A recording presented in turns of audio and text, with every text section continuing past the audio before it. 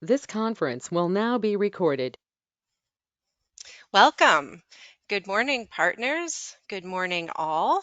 Welcome to the April monthly partnership meeting of SCDRP, the Southeast and Caribbean Disaster Resilience Partnership. My name is Heather McCarthy, and I serve as the Executive Director of SCDRP. Well, spring has certainly sprung here in Jacksonville, Florida, and summer is right around the corner.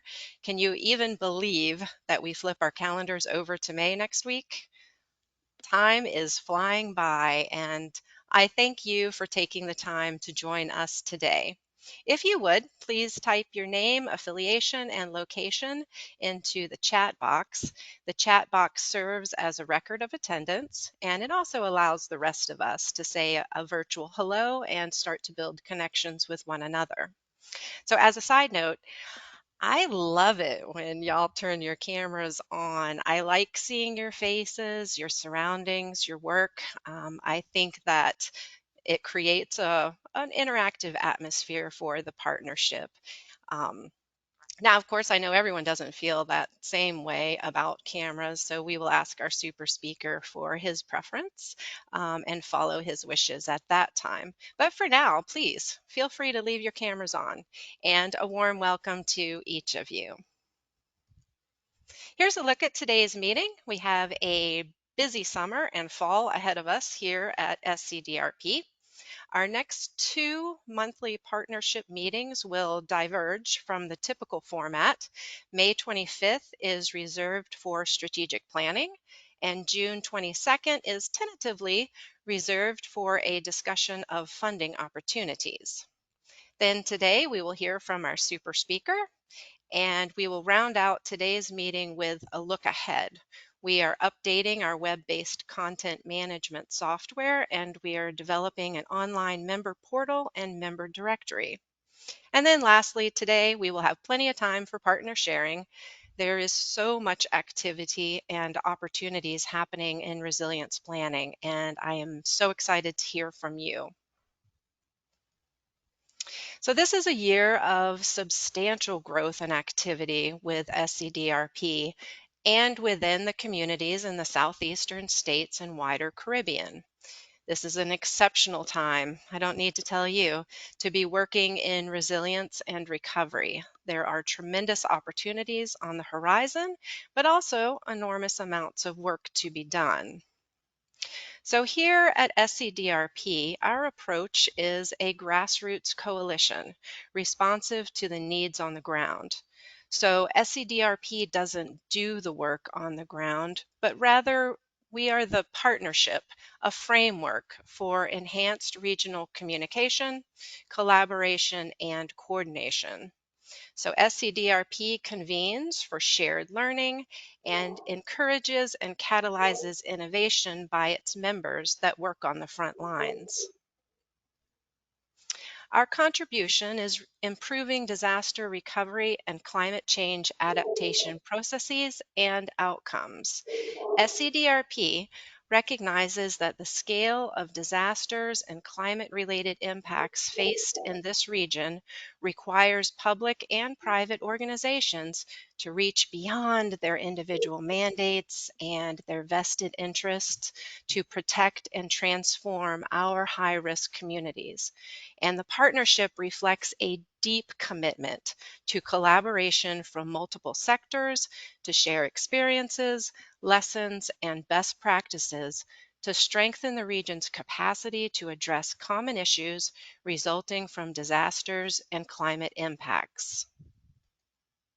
Current priority issues for the partnership include building state, territory, tribal, and local capacity to advance resilience, accelerating equitable recovery from disasters, increasing connectivity and resource sharing among federal, state, and local governments across and within the region on disaster and climate resilience, and catalyzing positive social, economic, and environmental change in the face of increasing climate risks. So our SCDRP strategic plan expires at the end of this year, and we are embarking on a refresh. So you can find a copy of our current strategic plan on our website. You see the yellow circles under the Resources tab. And we began seeking your input during our in-person partnership meeting in Miami, and we will continue to do that over the course of the next few months. We will be refreshing our vision, mission, core values, objectives, and strategies for the next 3 years out. And to that end, we have an extremely important strategic planning meeting coming up next month. Our next virtual monthly partnership meeting is scheduled for May 25th, same place, same time, 10 to 11 a.m., same virtual link. We are going to devote the May 25th monthly partnership meeting to engaging with you. The ideas and recommendations that we heard from you in Miami are folded into the survey polls and questions that we will be asking you.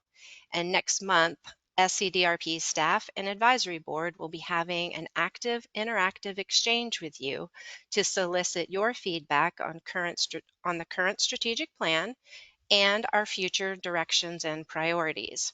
So I'm looking forward to having a productive and insightful hour with you. So please, please plan to attend on May 25th.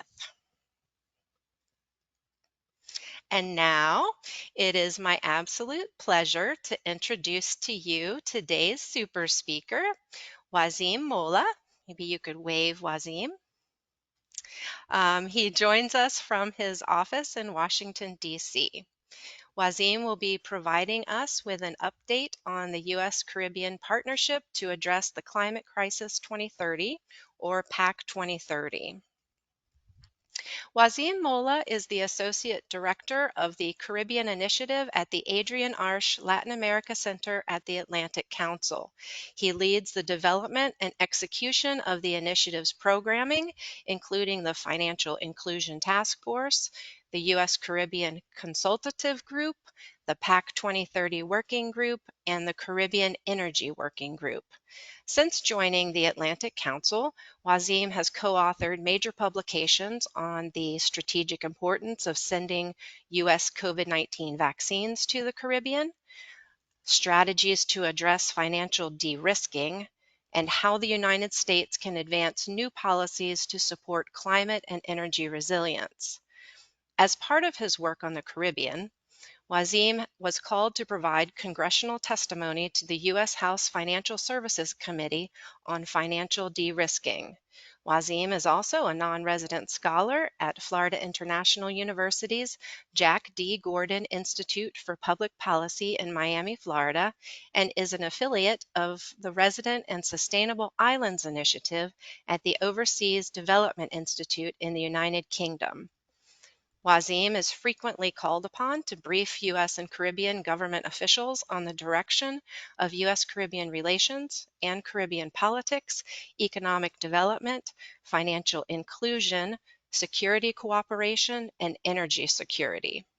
Wazim's writings are frequently featured in the U.S. and Caribbean media, including the Miami Herald, Foreign Policy, The National Interest, and Caribbean News Global, among others. In fact, I first found Wazim through his writings on PACC 2030.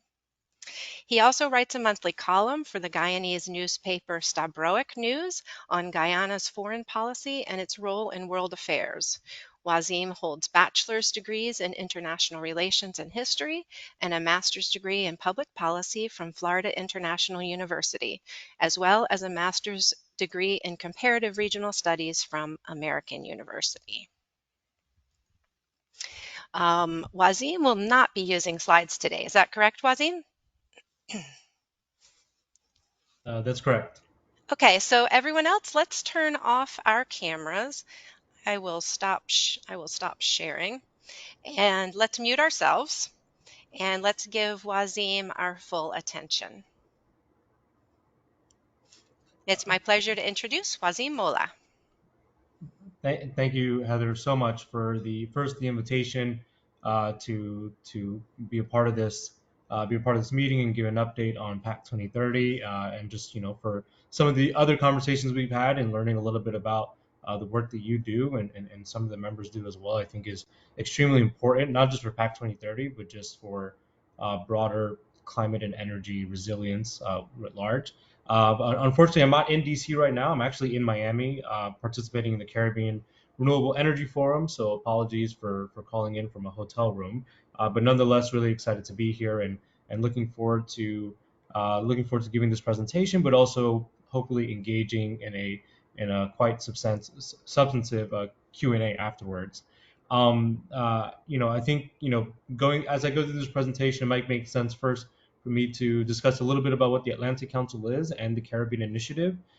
Then maybe talk about broader U.S. Caribbean engagement, and then how PAC 2030 fits into that. Before then going into what PAC 2030 really is, what it's accomplished thus far, and where it's headed. With that, first, the Atlantic Council is a global organization. It's a think tank in Washington, D.C. We have about 400 and 450 people that are working across the council, whether it's staff or fellows. And the council, for reference, started about 60 years ago as a transatlantic organization. So really about sort of U.S. Europe ties. Since then, it has grown into about 16 or 17 different centers, split between, on one hand, thematic centers. So we have a resilience center, a global energy center, geoeconomic center, but then also regional centers, focusing on Africa, Southeast Asia, the Middle East, Europe, etc. And also Latin America, which is where the Caribbean Initiative is housed very specifically. Now, the Caribbean Initiative started about 2 years ago, and really the objective was anytime the senior leadership of the council felt that anytime the Caribbean was spoken about in U.S. foreign policy or within business leaders, the focus has always been on Cuba, Haiti, and the Dominican Republic. And while there are worthwhile reasons to work on those countries and pay attention to those countries, we always felt that the English-speaking Caribbean was often left aside, noting that there are significant challenges that region specifically faces, and there is a benefit for broader and closer U.S. collaboration and cooperation with the region. So the initiative was founded specifically to focus on the English-speaking Caribbean, and then we include Suriname in that as well. So we work very closely in those capitals with regional organizations such as CARICOM, CCRI, and CARILEC as well. There's two main objectives for the initiative. The first is to raise awareness of Caribbean priorities and perspectives with U.S. policymakers and business leaders. So one way that we do that is anytime a Caribbean leader comes to Washington, we offer them the Atlantic Council platform for a keynote speech or a public event, or anything like that. Just in the past 2 years, we've hosted 7 different Caribbean leaders for a total of 10 visits. And anytime a minister comes to Washington, we basically help organize sort of media arrangements for it, give them opportunity for a keynote speech, things like that, help set up meetings with members of Congress as well. Beyond that is we work a lot through private working groups, and this is where the second objective is how to deepen cooperation between the United States and other global partners in the Caribbean. Financial inclusion.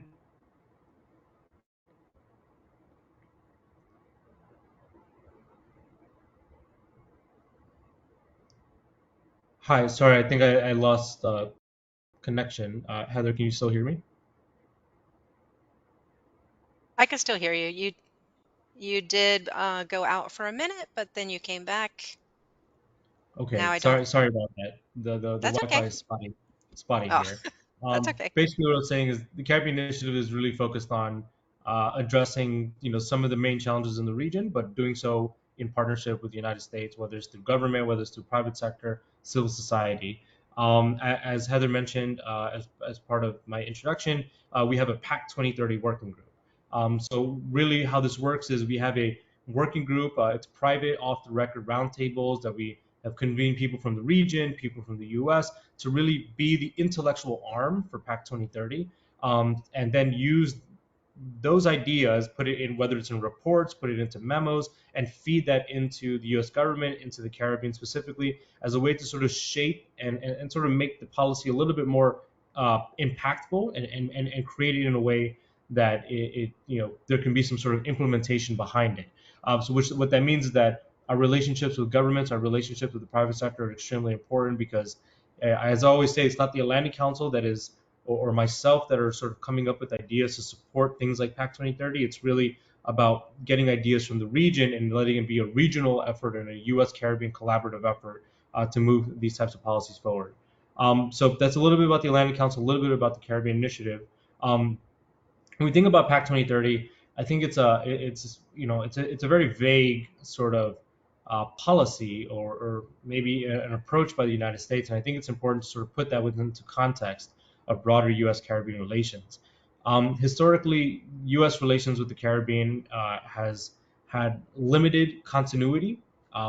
Policy to the region has changed depending on which administration is elected into office here in the U.S. And complementing that is also just been limited attention writ large in the United States. When you look at the Caribbean region, especially the English-speaking Caribbean, relative to other states in Latin America, there's just not enough. There's not enough going on for the United States to pay attention. All of these countries have been, for the most part, democracies since independence. They have open markets. The U.S. is their number one trade partner. So really, the region has not had the same level of attention as others have, whether it's in the Western Hemisphere or across the world. This is, like I said, reflected in numerous changing policy during, of course, during the Obama administration, there was a policy that was really focused on energy. During the Trump administration, there's policy really focused on investment. Now, in the Biden administration, there's a policy that's really focused on climate, energy, and disaster resilience. One other aspect of that is because there's not a lot of attention from the U.S. to the Caribbean. When there are policies that last outside of administrations, they tend to become outdated and are not really updated. The Caribbean Basin Security Initiative is one great example where it was created some decades ago and has yet to been updated to reflect the realities of the region. And I think, given the mandate of the organization that you all have, I think that makes sense because there's not a lot of funding for disaster resilience specifically when we think about what's going on in the region. So where does that bring us to for PAC 2030? So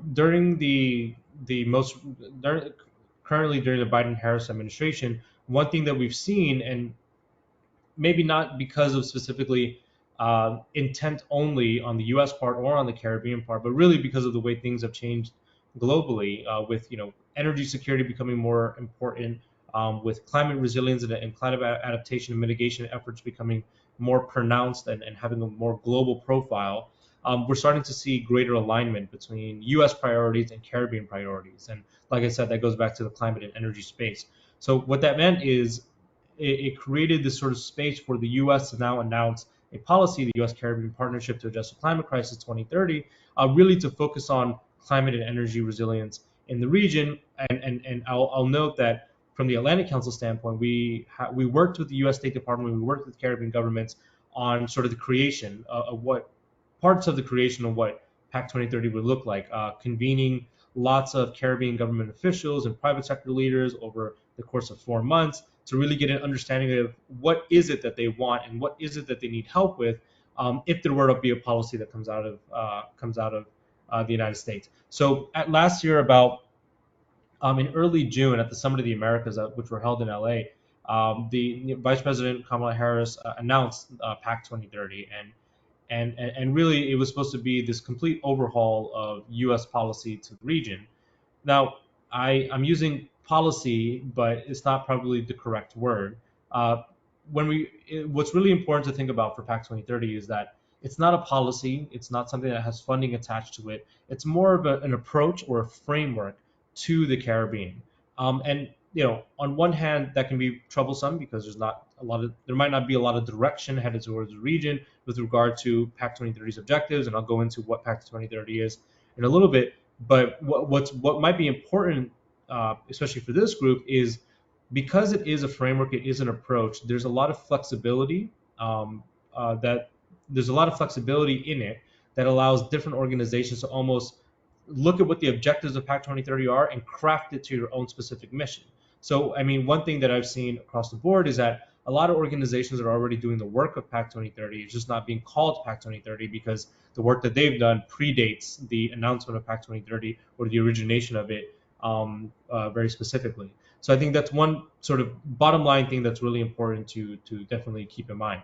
Now, PAC 2030 has, as a framework, as an approach, has four main pillars. The first is helping Caribbean countries attract development finance, specifically finance that is affordable. This is important in the Caribbean because these are small markets. They are considered middle to high income countries, which means they don't qualify for DFC financing. They don't qualify for concessional financing from international financial institutions. So, but however, they do face severe challenges given where they're located, how they're affected by climate change. There's not a lot of infrastructure development in the region. There's a lot of infrastructure needs that are going on. So there's a lot of financing needed, and there's also high debt to GDP ratios. So one of the things that PAC 2030 focuses on is how to create, and maybe in a creative way, financing for a lot of these different projects. And of course, given that climate and energy is the mandate of PAC 2030, a lot of it is focused on those needs. So thinking about how to access blended capital, whether it's through international financial institutions, whether it's providing, whether it's looking at equity for renewable energy projects, whether it's looking for, seeing how local entities can lend to help build more climate resilient infrastructure, especially, you know, being able to sort of build schools, hospitals, buildings, homes that can withstand Category 5 winds, have better insulation, things like that. So development financing is a key pillar of PAC 2030, and being able to access some form of sort of low cost capital and financing. The second is clean energy. About the majority of Caribbean countries are dependent on importing heavy fuel oil. What that means is that these countries are vulnerable to global market oil prices and external shocks that occur in the market. So anytime we see the price of oil skyrocket, then Caribbean countries and consumers are directly impacted. What has resulted is that Caribbean countries, especially in the Eastern Caribbean, pay some of the highest electricity prices in the world. In some parts of the Eastern Caribbean, specifically at maybe St. Lucia, they pay electricity prices that are 4 times as much as what the average is in the United States. This is very detrimental to the economies of the Caribbean because it basically limits the competitiveness of the economy. So consumers don't have the purchasing power to invest in their own businesses, to buy goods abroad, to do all the types of things you need with excess capital if you're a small business owner. The other thing of that is that the travel and tourism industry, which most Caribbean countries are reliant upon for economic growth, energy is one of the major consumers. The travel and tourism industry is one of the major consumers of energy, specifically electricity rates. So the second pillar of PAC 2030 is really focused on clean energy, but not just clean energy for the sake of providing renewable energy and putting clean energy on energy grids, but doing so in a way that is much more reliable, so that there can actually be affordable electricity prices in the region, and definitely help out consumers that are trying to keep more money in their pockets. The final two pillars go more towards the institutions of the Caribbean. So pillar 3 is really focused on capacity building. As you can imagine, if you just think about Caribbean, especially the English-speaking Caribbean, which is about 7 to 8 million people, there's just not a lot of human capital there, right? So you have a variety of challenges and you have a variety of countries and institutions, but you really don't have the staff support. When previously I worked for several of the Caribbean ambassadors in Washington, and there's lots of ambassadors that have one support staff, but are covering 3 countries. So the capacity in these countries is very, very limited, both on the human capital level, but also just maturity of institutions relative to lots of other countries. I mean, if you look at Central America, which has been independent for about 200 years now, a lot of Caribbean countries have been independent maybe 50, 60, 70 years, right? So the maturity of the institutions, it just has not progressed in a way that I think a lot of Caribbean leaders would have expected to, and Caribbean people would have expected to. So capacity is definitely a big issue, and what that means is PAC 2030 is looking at ways to sort of enhance local capacity. Of course, they're not going to bring more people to the region, but what there is a potential to do is look at technology, right? So where you have actual difficulties in finding people for labor or for hard skills, technology can usually be that sort of bridge to help countries that have smaller populations. Now, the challenge there is that although the cost of technology is high, and although it is dropping, year by year, the problem is Caribbean countries, like I said, have small and open markets as well, meaning that they're dependent on the global market. What happens is when you have a drop in the technology, and you rely on market mechanisms in order to sort of bring that into your country, what happens is that the technology naturally flows to the bigger markets where there's more demand.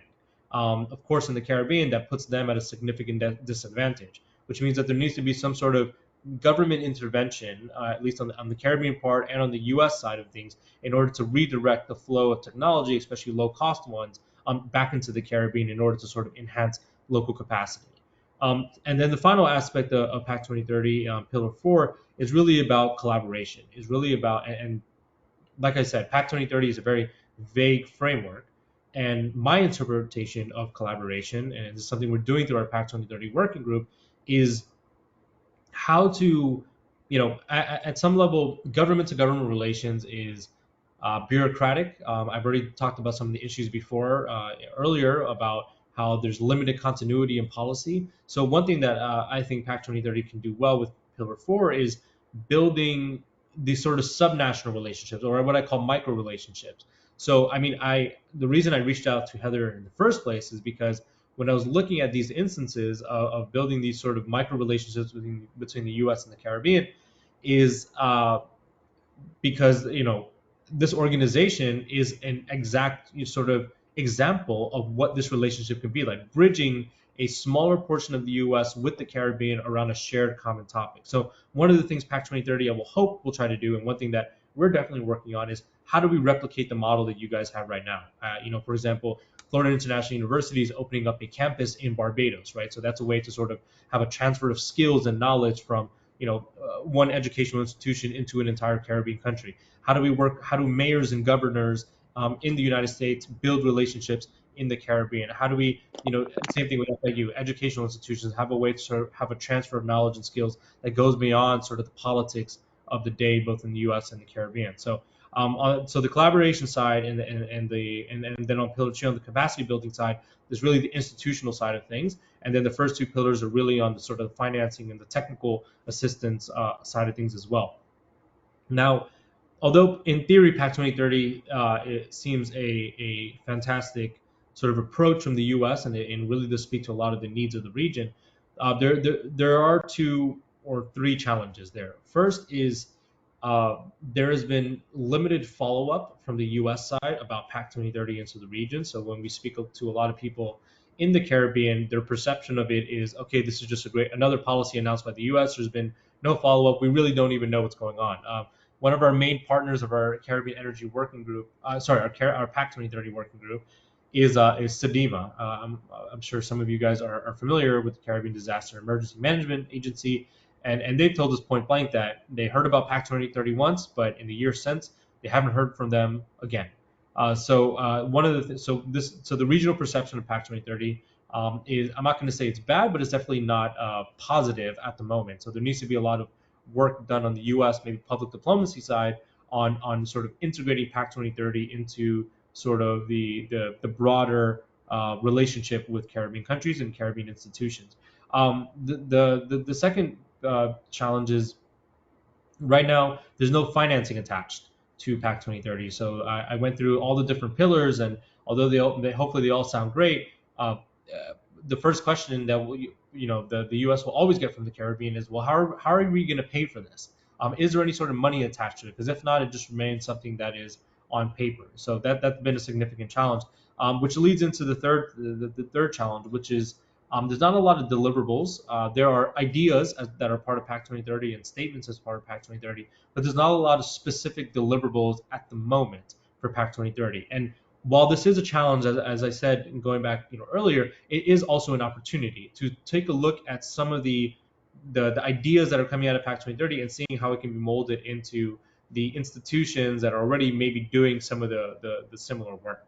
So those are some of the challenges, and I think I'll close really by discussing a little bit just where PACC 2030 is and headed, and before opening up to Q&A, and where it's headed, and this is perhaps a glass half empty overview, is it doesn't seem like there's a big financing package that is going to be attached to PACC 2030, that it's going to be a specific policy. I think there will need to be a lot of sort of mobility within the U.S. government, in the development community, to be able to attach financing to this.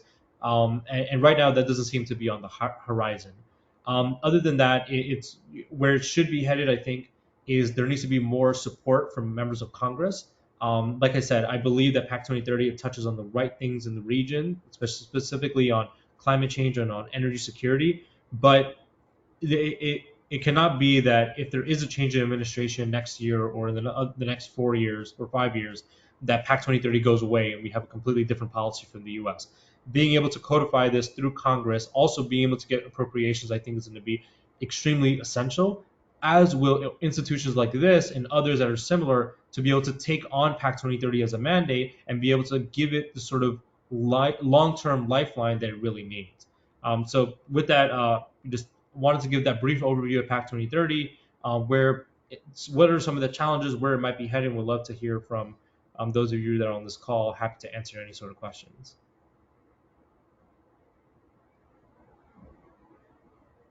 Fantastic. Thank you so much, Wazim, for that insightful overview of PACC 2030.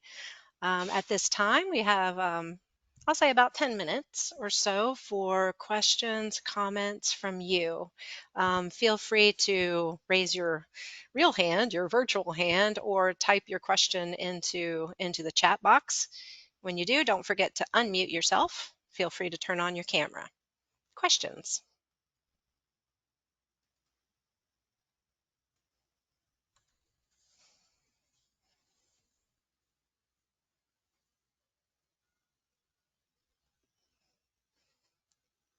I know we have a few partners joining us from the Caribbean today.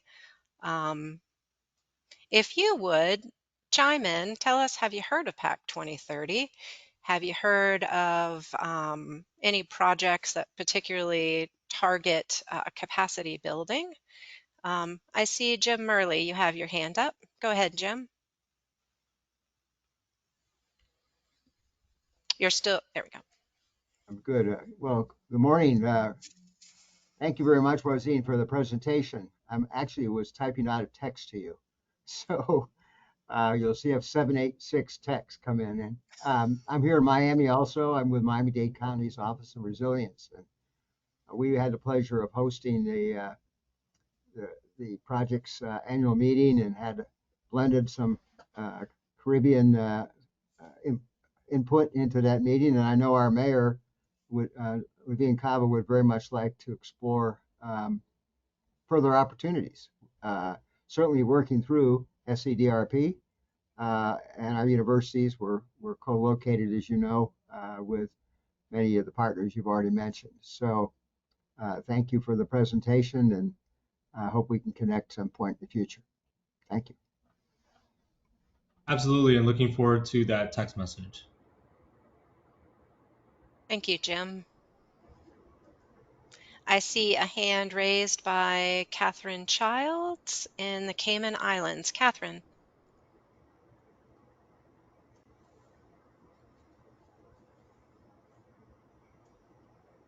If you're speaking, I think you're still on mute. Catherine. My apologies. I just want to say excellent presentation. My apologies for not going on camera. Doesn't seem to be working, but I very much enjoyed what you had to say, and thank the United States government for pursuing these partnerships in the Caribbean. That said, there are many countries that are overseas territories in the region. Will you guys be working with any of those? We are not. So I'll be completely candid. The Caribbean Initiative is a team of one, uh, and I do have my hands full with the CARICOM members themselves. What we try to do instead with overseas territories is work through some of the development banks, work through multilateral organizations, to play a supporting role in that end, because working on already working on 13 countries is difficult, and sort of understanding the national interest of each one of those and figuring out how we can sort of merge interests or find synergies, things like that.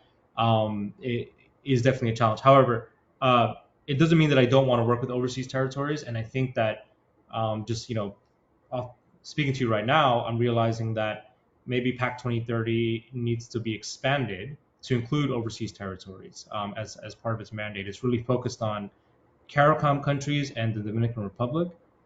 There's not really a lot of mention about overseas territories, and I think just speaking to you, it would make a lot of sense, because it doesn't make sense to have you know much more climate resilience in some parts of the Caribbean, but not the rest, especially when we all share the same Caribbean Sea and the same ocean in geography. So I wonder if what from those of you that are working on overseas territories, or located there, or from there, what what has been your engagement with the U.S. government on inclusion of overseas territories, given the particular challenges that these territories would face, and if it's not the U.S. government, if it's other governments that you work with, whether it's the Netherlands, whether it's England, whether it's others as well. Thank you for that answer. We found that we work with the UK obviously a lot because we're a UK overseas territory, but we've also gotten support through the EU. And I recently went to a climate conference in Trinidad, which was there's a lot of support there from the United States. The Department of State and Florida University was there as well to support a study that was going on there for climate resilience. And we discussed, again, the need to support overseas territories. Unfortunately, many of us aren't getting this support from the countries that we are territories of as much as we would like, and we would like to see more support and engagement within the region as a whole. And so I recently won a grant from the EU to set up a climate literacy program in our local schools, which I hope will then be used through the International National Trust Organization to go to more of the National Trust countries throughout the region, which is overseas territories and beyond. So I think that there's just a real need and opportunity to reach beyond these political borders, if you know what I mean. Because, again, just as you said, we're facing all the same difficulties within the same region. So to have these artificial boundaries that are closing us off from each other, I think is counterproductive. And by the way, there are some great people from the Cayman Islands right now at the conference where you are. So I would recommend that you meet some of them, because I think they can, you guys could have a great conversation. Anyway, I won't take up any more time, but thank you so much for listening.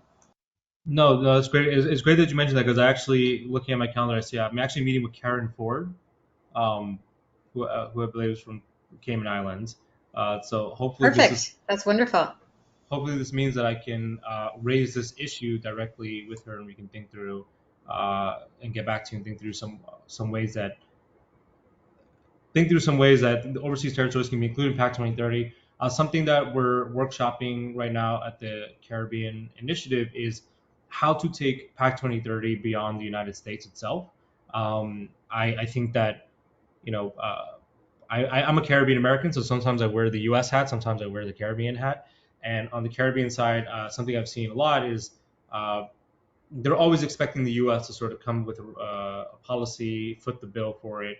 What I think is a much more efficient thing to do is for the Caribbean to work with global partners, right? So whether it's working with the UK or working with Canada, working with countries in Latin America, so that it's not just one country footing the bill for one particular project, but it can be sort of split and diversified as well.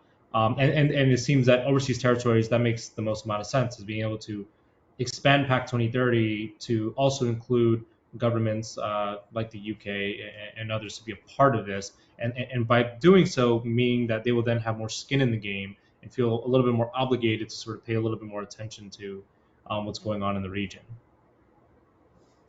Fantastic. Thanks, Catherine. Thanks, Wazim.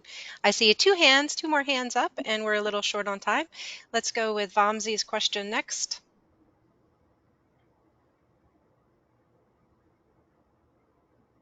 Vamsi, are you there?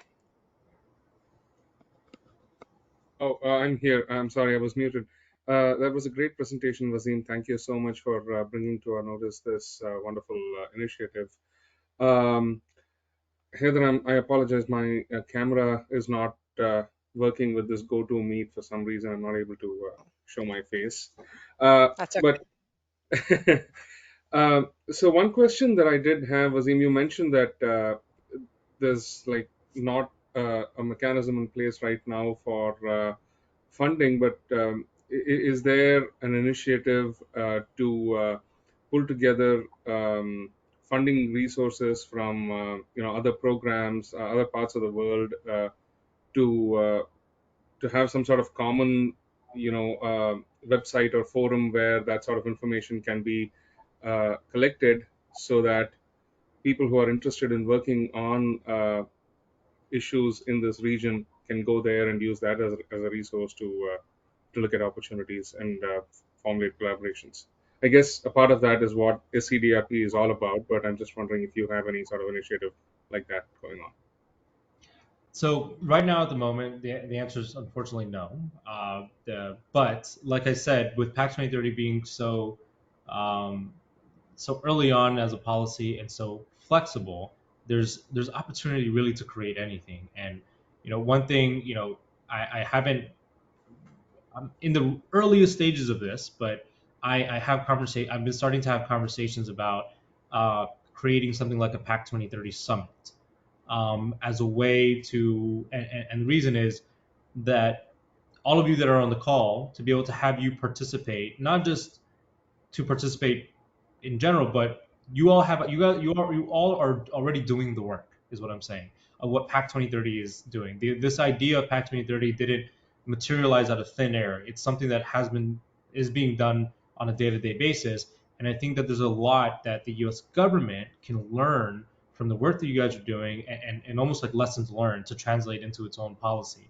So one thing I'm trying to do is create that sort of something like a PAC 2030 summit or consortium almost, where these ideas can translate, whether it's into events or roundtables or reports, things like that, that will help the U.S. government see the utility of finding additional resources to not to reinvent the wheel, but to leverage the existing initiatives already, right? So there's no point in, for example, Southcom or USAID starting a brand new mission, whether it's on thought leadership, whether it's on technical assistance. If I don't know if Heather and SCDRP are already doing that, right? There's already an institutional body there. So I think it's much easier to find financing and funding for something like that than it is to start a whole new program. So that's one of the things that we're working on. And if there's anything that comes out of it, I'll definitely let you all know, let Heather know to specifically.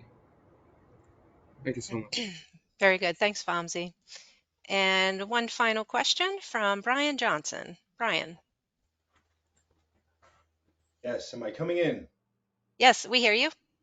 Excellent, Wamsi. Thank you so much. That was great. From the private side, I know a lot of folks are dealing with, either public or different government entities.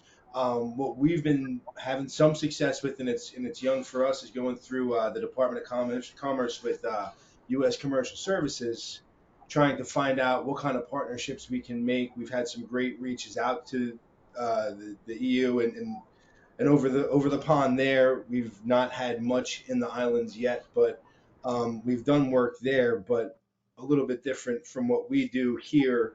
In the States, a lot of these projects will end up going through the U.S. Army Corps of Engineers, which is a long, arduous process, which takes sometimes millions or more dollars to get done. So if we go on a smaller level and we can connect through these type of situations and maybe get a little bit more grassroots, we've got so many different options in different private sector organizations such as ours that would be happy to do a little bit of heavy lifting and complementary work in order to forward move this process of working together to get these relationships up and running. Because let's face it, hurricane season's around the corner.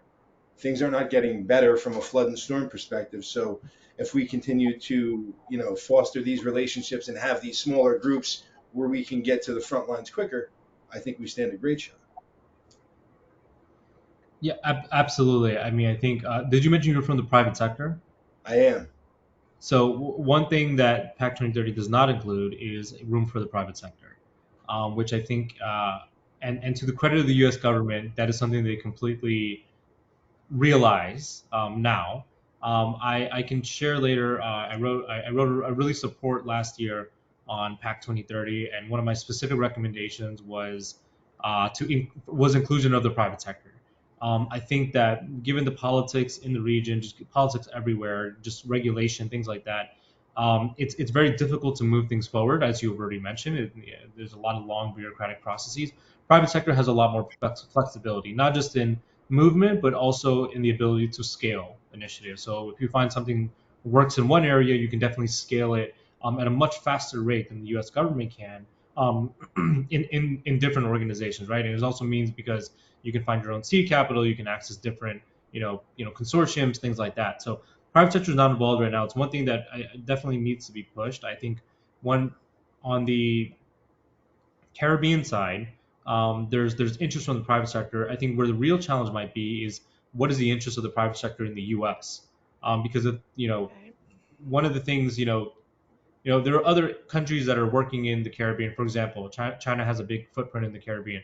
The reason that the private sector is there is because there's not a big gap between what the government is in China and what the private sector is in China, right? So the government can tell private sector what to do. Obviously, that's not the case in the United States, right? So there needs to be some sort of collaboration there in order to there needs to be some sort of incentive for the private sector, right? If it's working in the Caribbean, it's although there's a lot of projects that need to be developed there. There's a lot of private sector need. It's still a small market. It's still a market that's hit by, like you said, by hurricane season, so it can make investment very risky, right? So you need to work with agencies. Maybe it's Exim Bank, maybe it's the DFC, as a way to sort of underwrite investments or underwrite loans, things like that. So I think getting a good sense of what the appetite might be from the U.S. private sector will give the U.S. government a good understanding of what they can and can't do to include private sector more broadly in PAC 2030. Got it. Thank you. Fantastic. Thanks, Wazim. I think we have some more questions. So maybe how can we contact you? How would you like us to contact you? Could you type your email into the chat box? Yeah, absolutely. I'll do that right now. Okay, fantastic. And we thank you so much, Wazim, for sneaking out of your conference to provide us with this update of PAC 2030. And we look forward to following your future work through the Atlantic Council. Thanks again, Wazim. Thank you so much. I appreciate it. Thank you.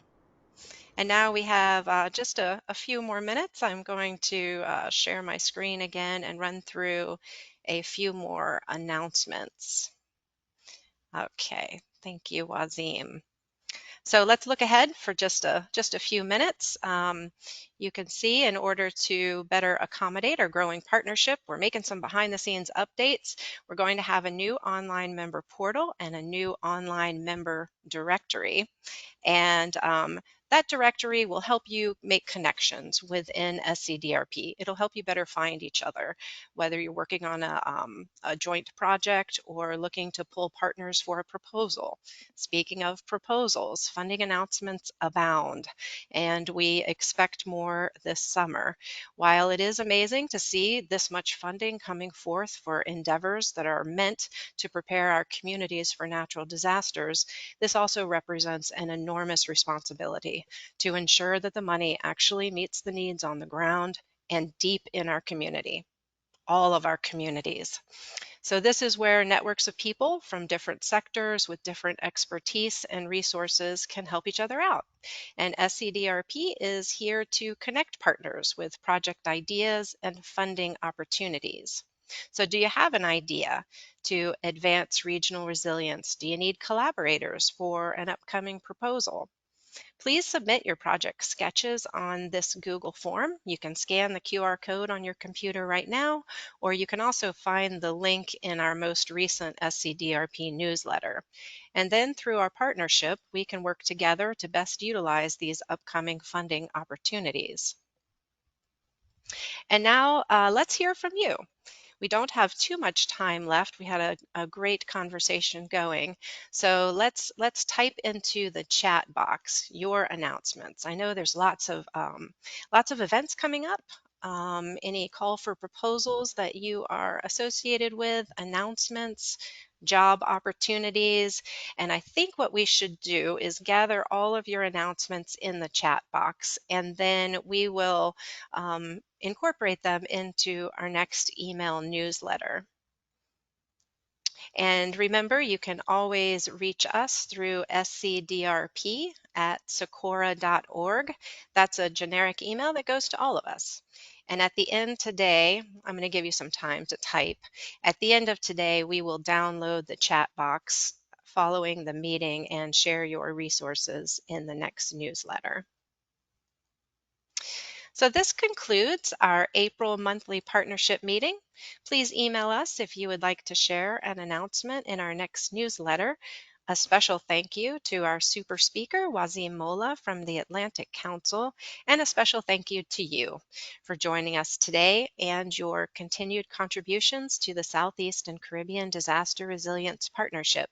We look forward to seeing you all again on May 25th. Thanks again and have a great day.